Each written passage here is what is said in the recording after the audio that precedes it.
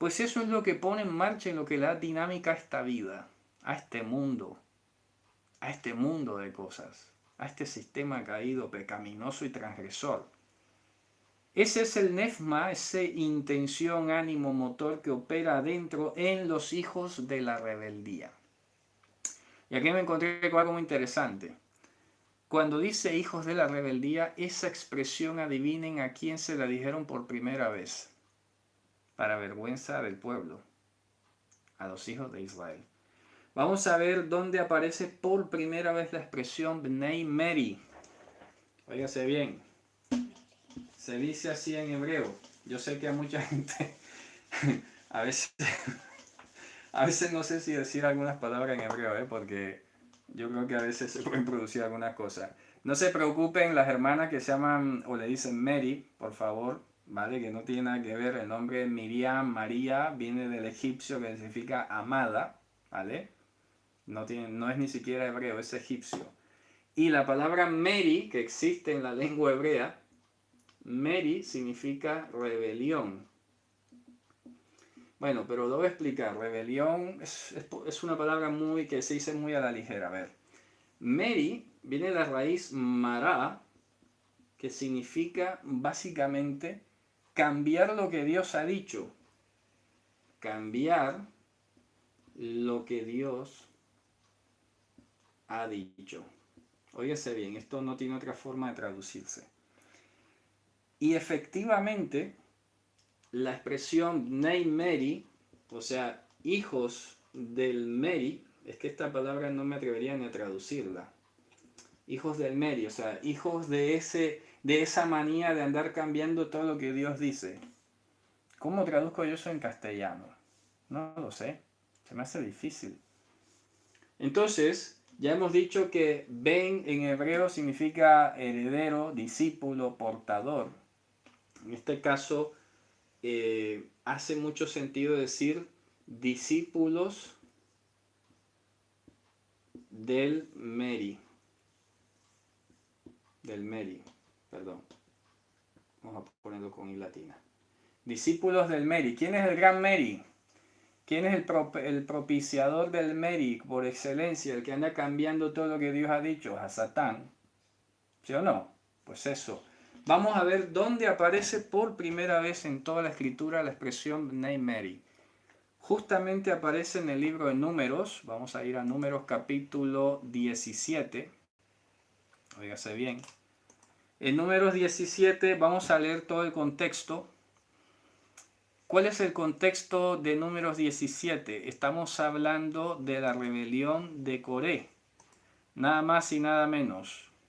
La rebelión de Coré arranca en el capítulo 16. Ya sabemos todo lo que pasó. Esta gente fue a cambiar el orden que Dios había establecido. Dios había llamado a los hijos de Aarón y había establecido el orden levítico y todo. Entonces vino Coré, primo de Moisés, con los demás y pensó que esta era una cuestión humana. Lo leyó con ojos carnales, basado en su propio eón. ¿Y qué pasó? Pues tuvo el descaro y la osadía de ir más allá de los límites y pretendió inclusive cambiar lo que Dios había establecido. ¿Y qué pasó? Pues que eso no quedó allí. Resulta que luego viene el pueblo y armó una segunda rebelión. Y vinieron, que ustedes han matado al pueblo del Señor, ¿cómo puede ser? Etcétera. Ahí lo dice el versículo 6, ¿no? Entonces, ¿qué dice? Vamos a leer desde el versículo, números 17, versículo 6. Entonces murmuraron. La murmuración es socavar la autoridad, nunca se les olvide. Murmuraron todos los de la asamblea de los hijos de Israel al día siguiente contra Moshe y contra Aarón, diciendo, ustedes han causado la muerte al pueblo de Hashem. Vaya, qué barbaridad. Y ocurrió que conforme se congregó la edad contra Moshe y contra Aarón, ellos se dirigieron hacia el Moed, y aquí que lo había cubierto la nube, y se apareció el cabot de Hashem. Y vino Moshe y Aarón a la puerta, al frente de la tienda de la cita, el Moed, y comunicó Hashem a Moshe para decir, Aromu mitoch hazot, bajaleotam keraga. Dice, ustedes levántense de en medio de esta asamblea que yo los voy a acabar en un momento. y ellos cayeron sobre su rostro. Para no alargar mucho la historia, vamos a ir ahora específicamente al versículo 25. Resulta que, bueno, de todo esto que pasó murió mucha gente, ¿de acuerdo? Ahí te lo dice. ¿Y qué pasó? Pues que vino Aarón, intercedió, ofreció incienso, se detuvo la mortandad. Al día siguiente venía todo el mundo mansito. Hashem le comunicó, bueno, dile para que acaben con esta cuestión ya, por favor, traigan un palo cada uno de una tribu, pónganlo aquí al frente y el báculo que florezca, ese es el que Dios ha escogido, ¿vale? Ya está, para que se acabe. ¿Qué más quieren? ¿Y qué dice el verso 25? Dijo Hashem a Moshe, devuelve el báculo de Aarón delante del testimonio para que quede de mishmeretz, de vigilancia, de cosas que tienes que cuidar. Como señal, ¿a quién? Como señal, ¿a quién? ¿Cómo traduce allí? A los hijos, a los rebeldes, pone en esa versión. Aquí dice Livnei Meri. Livnei Meri. A los discípulos de esa manía de andar cambiando lo que Dios dice.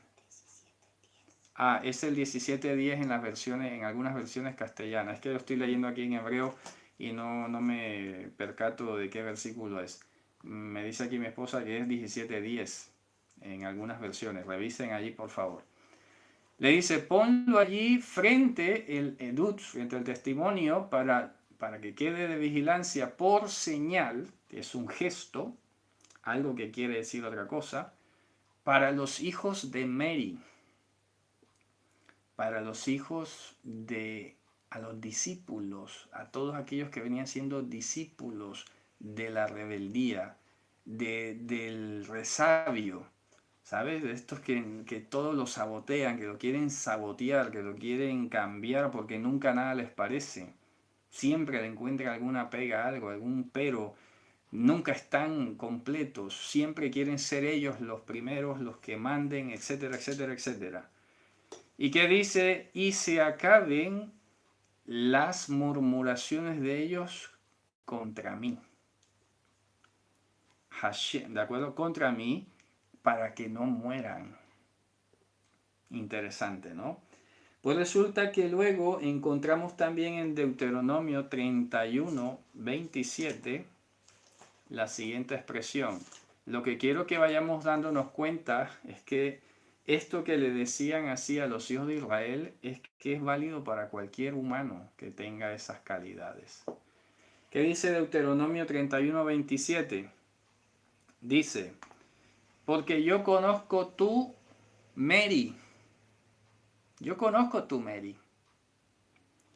Tu dura cerviz, o sea, tu terquedad o tu rebeldía que no quieres ceder.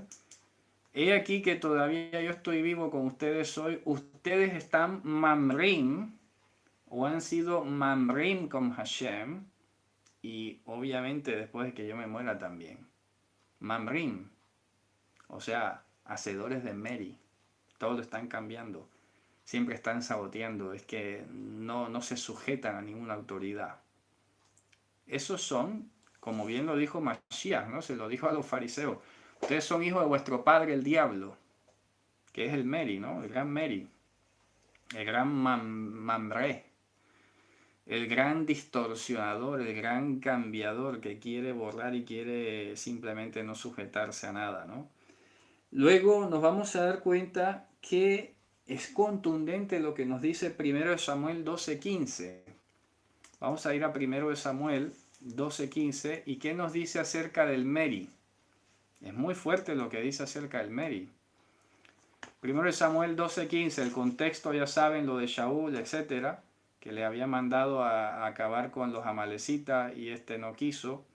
¿Y qué dice 1 Samuel 12:9? Vamos a leerlo. Perdón. 1 Samuel. 12:15, perdón. Es que estaba leyendo otro versículo. 12:15, ¿qué dice? Dice, porque pecado de Kesem, Kesem es la hechicería. Eso andar haciendo apariciones y cosas raras. Pecado de Kesem es la rebeldía. Pero creo que sí, sí sale, ¿no? En ese... En el 12:15, pero si se rebelan contra los mandatos del Señor y rehusan escucharlos. 12:15, no, ese no es. Dame un segundo, voy a verificar este versículo porque no coincide la cita en hebreo. Permítame un segundo. Hatat Kesem Meri. Creo que, no sé. Eso se encuentra en 1 Samuel 15:23. Ah, es el 15:23, corrijo. 15:23. A ver.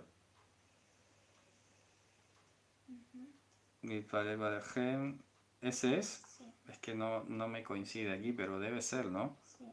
A ver si es que estoy leyendo yo mal. Ah, es el 15, claro. Ahora sí, que estaba leyendo mal. 15:23, ahora sí. Dice, Ki hatat kesem meri de aven uterafin hafsar. Mira lo que te está diciendo que es muy fuerte. Óigase bien. Porque pecado de kesem, de hechicería, es el meri.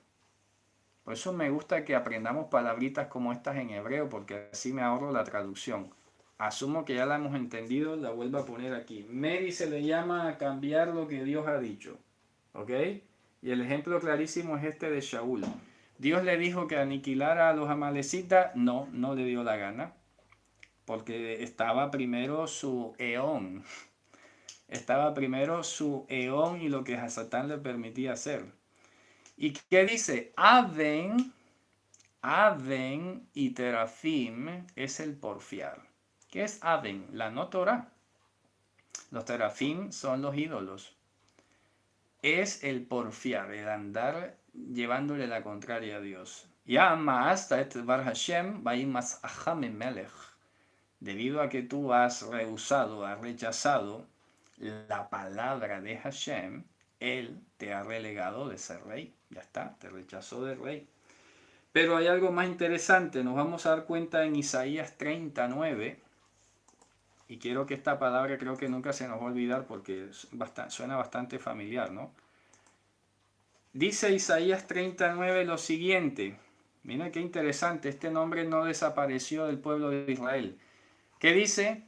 Kiam Merihu, porque este es un pueblo de Meri, hijos que Hashim, que son aduladores, hijos que no quisieron escuchar la Torah de Hashem. Eso es ser Meri. ¿Sabes? No quisieron escuchar, no les gustó escuchar la Torah de Hashem. Luego vamos a leer el profeta Ezequiel, vamos, que hay un montonón de citas. No las voy a decir todas, que son muchas, pero con esto me sorprendió porque el profeta Ezequiel es el que más usó la palabra Meri para referirse al pueblo de Israel. Y tiene mucho sentido, porque estando aún en la cautividad no aprendían.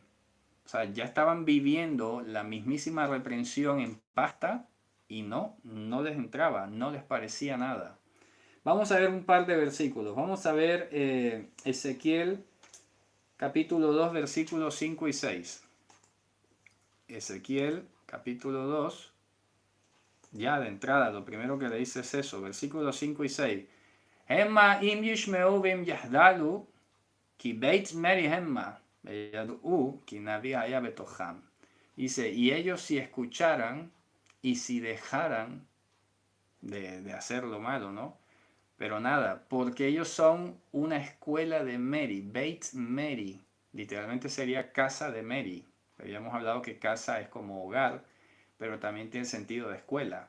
Ellos son todo un Beit Meri, una escuela de Meri, un hogar de Meri. ¿De acuerdo? Ellos habrían sabido que había un profeta en medio de ellos, pero nada, Meri totalmente.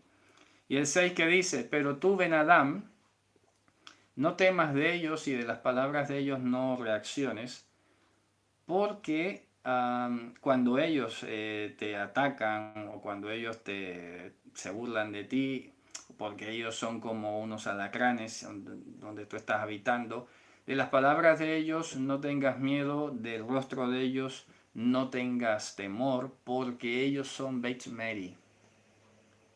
Ellos son Beit Meri.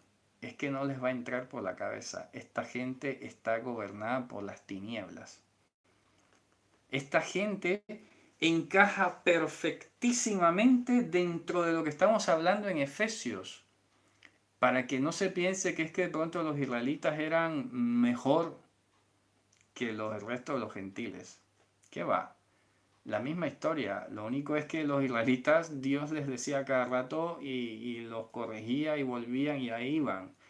El problema con los gentiles es que no tenían ni Dios ni ley que los frenara. Ya está. Pero la conducta humana exactamente igual. Y acá todavía más reprochable porque ya les decían que estaba mal y nada, seguían adelante. Los gentiles por lo menos no se sabe, ¿no? Hacían lo malo, pero ve tú a saber si alguien les decía y caían en cuenta. Rara vez pasaba alguna cosa así. Pero es impresionante cómo nos está diciendo que ese ánimo que opera en los Bnei Meri es el que opera en la humanidad entera, es el que no les deja salir de sus hábitos pecaminosos y en últimas demuestra que están bajo la voluntad del adversario. Están sometidos a su dominio. Están sometidos y actúan dentro de lo que Hasatán les permite hacer y que no tiene provecho alguno. Entonces por eso dice aquí, son Bnei Meri, en las cuales también ustedes todos anestrafemen, dice en griego. Hombre, se movían de la misma manera, ¿no? Iban y venían, ¿de acuerdo? Ustedes todos iban y venían cuando en los deseos de la carne de ustedes hacían qué cosa? La voluntad de la carne y de los instintos, y éramos herederos del repudio tal como los demás. Vaya descripción tan fuerte. Esto es una carta de Pablo a los creyentes de Éfeso, ¿eh? Es que yo creo que todos tenemos que estar estudiando esta carta. Es que hoy está pasando exactamente igual. Igual, impresionantemente igual. Hoy hay un Meri diseminado que todo el mundo quiere hacer es lo que le dé la gana. Nadie se quiere sujetar a nadie porque vienen siempre los discursos, como lo dije hace poco, es que Dios no me lo ha revelado, es que no lo veo así, es que no me parece, pero con esto desconocen todo el esfuerzo y el estudio y los dones que Dios ha dado. Ojo, sobre todo los dones. Porque que duden de un intelectual, va y venga, hombre, pero que hay un don, ¿eh? Hay un don que Dios ha dispuesto para guiarte y que tú de simplemente por tu eón digas, bueno, es que no me parece. Eso se llama Meri, ¿vale? Eso se llama Meri. ¿Por qué? Porque Dios ha puesto un poder en nosotros los creyentes que nos lleva y nos mueve hacia otra dimensión distinta. Y si en lugar de seguir hacia allá, lo que estás siguiendo es el león que tienes tú, no león, eón, ¿ok? ¿A dónde te está llevando? ¿Cuál es el fruto de ese Meri que estás viviendo? ¿Cuál es el fruto? ¿Dónde está el fruto? ¿Dónde está la honra para Dios? ¿Dónde se ve?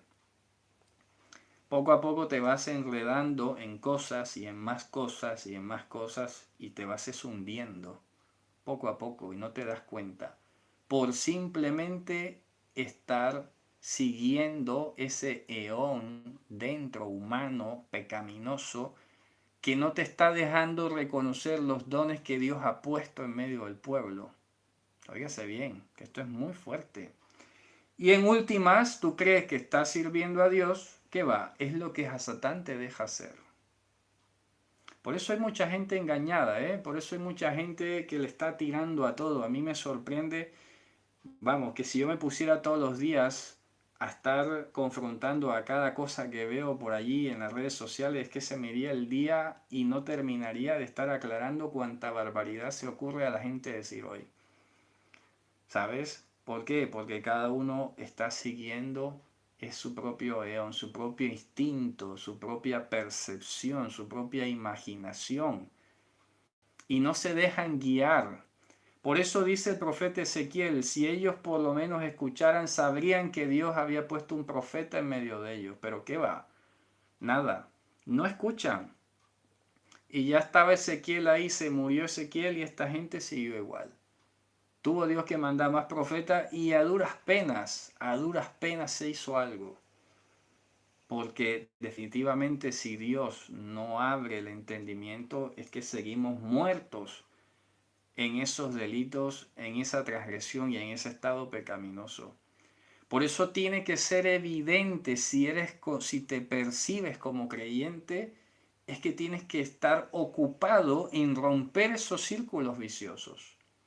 Te tienes que ocupar de eso. Por eso a veces no me cuesta trabajo disimular el disgusto cuando a veces me quieren preguntar cosas del futuro, escatológicas, no sé qué. Hombre, a ver, habiendo tanto para trabajar en la vida cotidiana, ¿quieres saber qué va a pasar en 1000 años? Por favor. ¿Me explico? Ocúpate ahora a escuchar. Ocúpate de tu vida. ¿Me explico? Transformarla, pedir a Dios, rogar que te transforme y todo lo demás. Porque esto es serio, esto es una cuestión muy trágica. La historia de la humanidad es muy trágica.